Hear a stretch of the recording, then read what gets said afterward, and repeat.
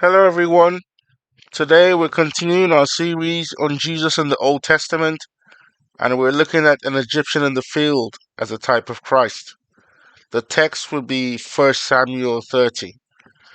Okay, so firstly, the Egyptian said his master forsook him when he was weak and suffering. Jesus was also forsaken by God when he was weak and suffering. The Egyptian's spirit returned 3 days after his suffering, which implies his spirit departed 3 days ago. And we know that if your spirit leaves you, it means you are dead. And also, since his spirit returned, it implies he lived again.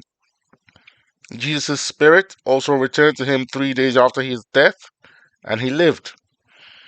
The Egyptian was found in the field by David's men on the third day after his spirit departed from him. Note that being found implies he was hidden. Jesus was also found in the garden by the women on the third day after his spirit departed from him, after being hidden in the tomb.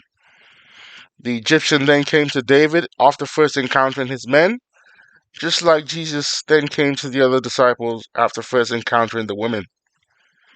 David did not know who the Egyptian was. He then proceeded to tell him who he was and what had happened to him, just like the disciples did not know who Jesus was, as they thought they had seen a spirit, and Jesus proceeded to tell them who he was and what had happened to him. The Egyptian was given food to eat in the company of David and his men on the day his spirit returned. Also, Jesus was also given food to eat in the company of his disciples on the day his spirit returned. So, to summarize, this story really is a story about Jesus. It's a story about someone who was forsaken, who had his spirit depart from him, that is, die, and then be hidden.